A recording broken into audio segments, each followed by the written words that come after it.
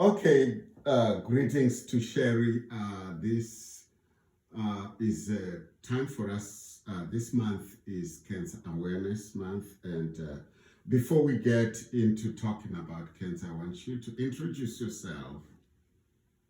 I'm Sherry Bender. I'm a cancer survivor. I live in Conway Springs. Well, how many children do you have? I have 3 grown children and 12 Grandkids? grandkids and 8, 9,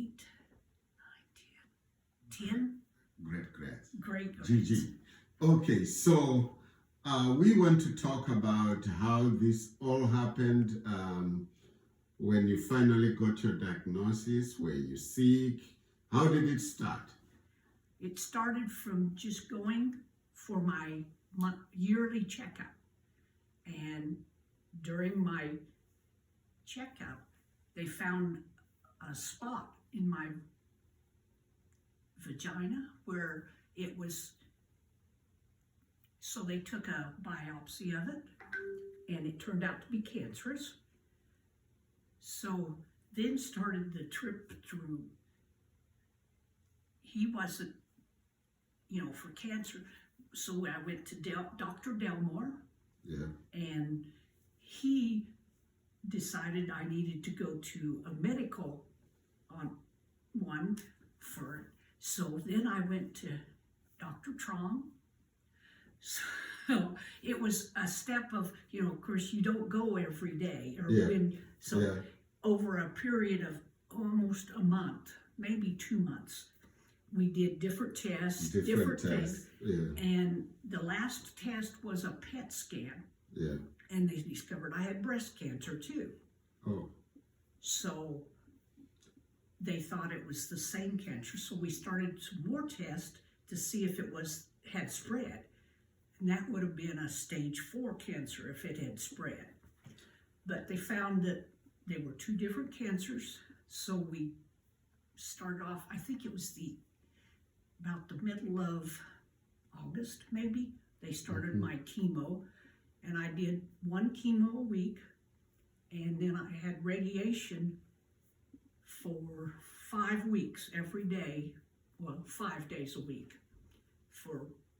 And then I stopped my chemo, and they did an extensive radiation for 2 times a week, a lot more. And then I wasn't as sick as what some people were. I was tired. I had a little nausea, but I knew I had to eat. So Are there any things that you were not able to do because of the treatment? And I couldn't go to all the ball games. I was just too tired. Yeah, because you were too tired most of the time. Most of it. I didn't do any of the shopping or any of that. And Gina and the girls did most of the cooking. Yeah. So I was very lucky in the sense that all I had to do was worry about myself. Good to have family around. Lots of family. Well, and many people have different experiences from the treatment. Mm-hmm. It can be very rough. I don't know, how would you describe the treatment? Or if there were any side effects that you would like to talk about? Well, there are a number of side effects. Yeah. The treatment itself, from the radiation of having one every week or every day, yeah. I was like sunburned, and so it was hard to touch or wear anything. Yeah. And now I have my fingers and feet went numb. They call it, I don't know. Anyway, I still have that. You still have the numbness? Yes. My feet more than my hands. My hands have come back, but I still tingle. Because I know you do lots of crochet and stuff. Yeah. How does that go then? I go until I can't. Okay. And then I stop and rest and we go again. A lot of standing on my feet, it bothers me. I take a lot of medicine still because of it. But I'm still alive. I can do whatever I want to now. Well, we thank God. Yeah. We thank God. Okay, tell me about the series of the treatment up to when did they eventually say you were cancer free? That was in, I think, in 19. It was almost a year later, not quite a year, because I had to go through the first treatment for the one in the vagina, that one, and then they turned around and did one in the treatment for my breast, and I had to have surgery, and then more radiation, and so then after everything was done, it was probably, I don't know if it was May, maybe, in there. Okay. And when all my treatment was done, I rang the bell. Yeah. And so then I've been through, we started with 3 months, blood work to check. and PET scans. We started with that. And so far, I'm going on, 3 years. I'm 3 years cancer free from the ending of it. So, yeah. Well, we celebrate you. We celebrate your courage through the journey, and we're thankful to God. So, throughout this period, were you ever hospitalized? Yeah.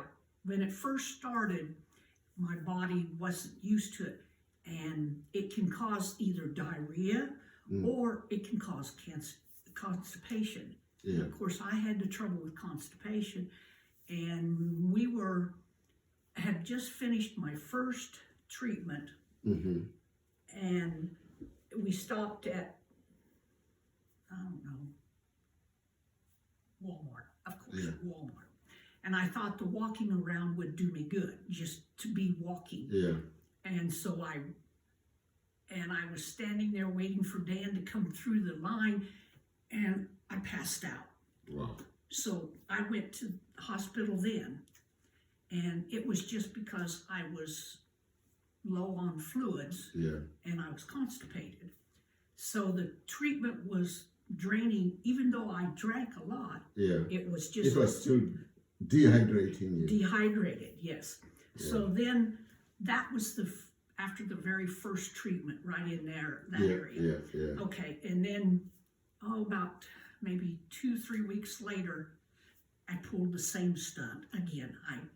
And was hospitalized for just a little while, but I'd get out just in time to go back to my chemo, and away we'd go again. So,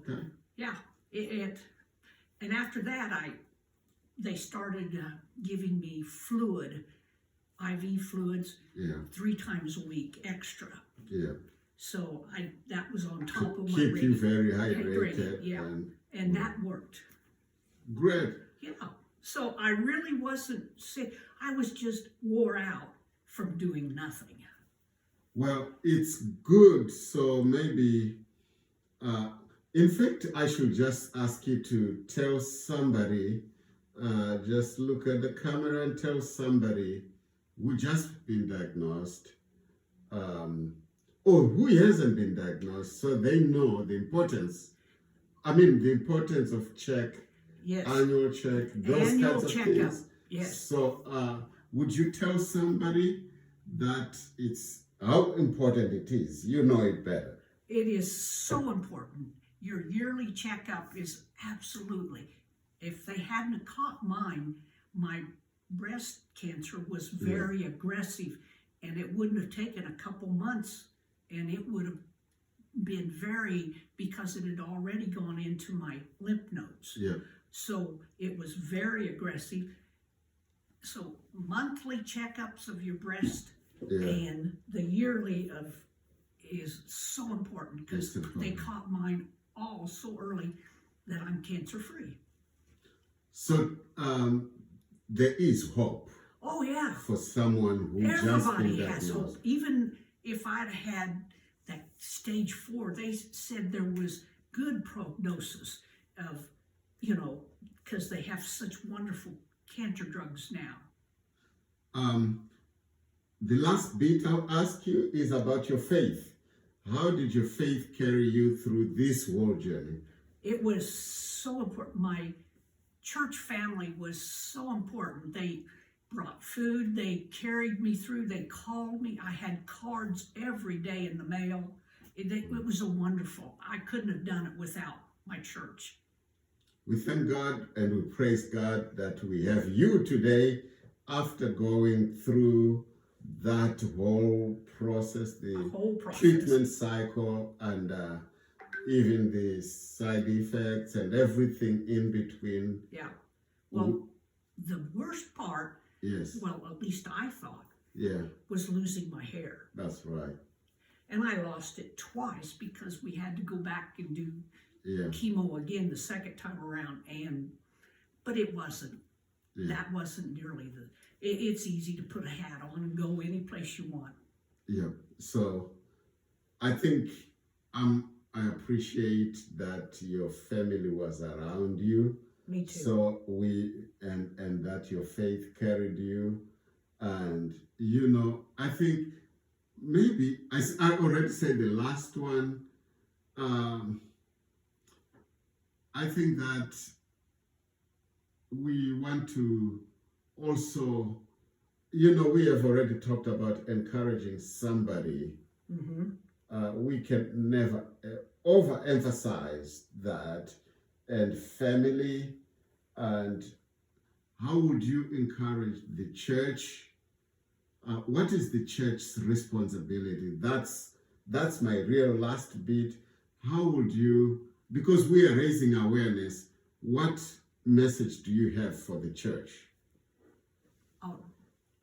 The main thing is to be there and if you see somebody that needs some help, just offer to buy them a cup of coffee. Yes. Just be there for them, because Yeah. they really do.